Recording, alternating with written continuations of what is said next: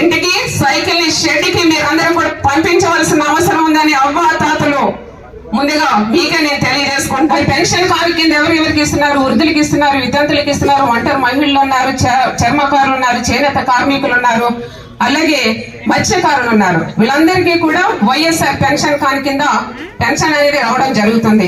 అందులో భాగంగానే ఈ రోజు వృద్ధులు ఎవరైతే ఉన్నారో వాళ్ళ కష్టాలు బాధలు జగన్మోహన్ రెడ్డి గారు అర్థం చేసుకున్నారు కాబట్టి వాళ్ళ కష్టం అనేది కాంపౌండ్ వాళ్ళు దాటక ముందే నేనున్నానని చెప్పి అందులో భాగంగానే 2750 నుంచి 3000 రూపాయలకి మీకు పెన్షన్ అందించడం జరుగుతుంది.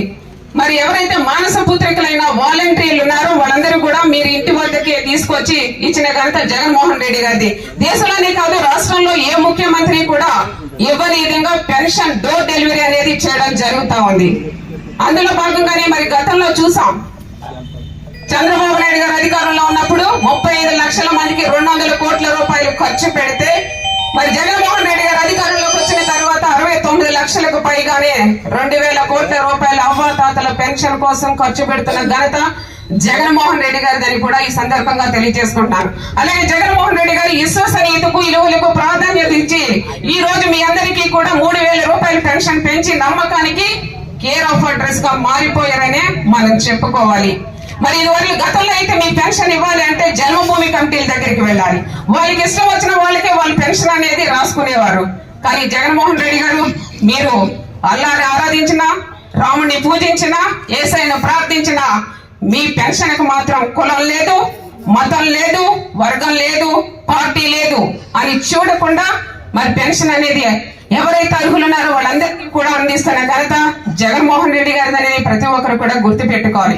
అవ్వాతాతలు ఈ రోజు అంటున్నారు, జగన్ అన్న మరి మాకు ఊతకరణిచ్చే జగన్ అన్నే మళ్ళీ రావాలి, మళ్ళీ కావాలి, జగన్ అన్నే మా భవిష్యత్ అని చెప్పి అవ్వాతాతలు అందరూ కూడా అంటూ ఉంటే చాలా సంతోషంగా అని అనిపిస్తూ ఉంటుంది.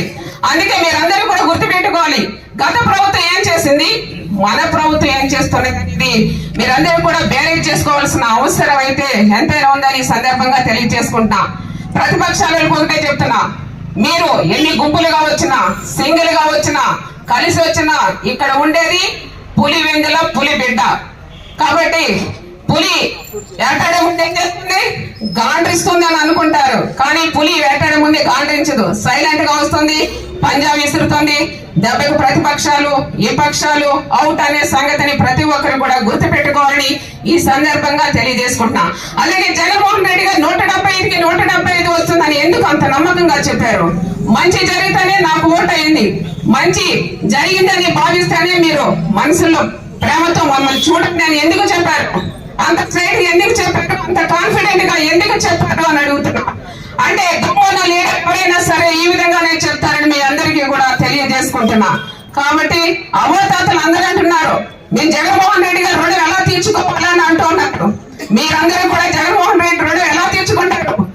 ఓట్ల రూపంలో మీ రుణం తీర్చుకోవాలని మనస్ఫూర్తిగా కోరుకుంటున్నాను. అందుకే మరి ఎలక్షన్ రాబోతా ఉన్నాయి, మీరు అటు ఇటు చూడకుండా 2024లో ఫ్యాన్ గుర్తుపైన ఓట్ చేసి అత్యధిక ఓట్ల మెజారిటీతో జగన్మోహన్ రెడ్డి గారిని మీరందరూ కూడా గెలిపించుకోవాల్సిన అవసరం ఉంది. అంటే ఏం చేయాలి? పాలకొల నియోజకవర్గంలో మంచి మనసున్న ఎత్తి, నిజాయితీగా పనిచేసే ఎత్తి, ఎవరైనా సరే వచ్చిన వెంటనే ఆ సమస్యను పరిష్కరించే ఎత్తి ఎవరు? గుడాల గోపి గారు. మరి గుడాల గోపి గారు లాంటి మనిషిని మనం ఎన్నుకున్నట్లయితే మన నియోజకవర్గం అభివృద్ధి చెందడానికి అవకాశం ఉంటుంది. కాబట్టి మీరు అందరూ కూడా అత్యధిక ఓట్ల మెజారిటీ ఇచ్చి గుడాల గోపి గారిని గెలిపించవలసిందిగా మనవి చేసుకుంటున్నాను. అందుకే పాలకొల్లు గడ్డ ఇక్కడ వైఎస్ఆర్సీపీ జెండా వేస్తామని కూడా ఈ సందర్భంగా తెలియజేసుకుంటున్నాను. అందుకే రామానాయుడిని ఇంటికి, సైకిల్ ని షెడ్కి మీరందరూ కూడా పంపించవలసిన అవసరం ఉందని అవ్వాతాతలు ముందుగా మీకే నేను తెలియజేసుకుంటానని ఈ సందర్భంగా తెలియజేసుకుంటూ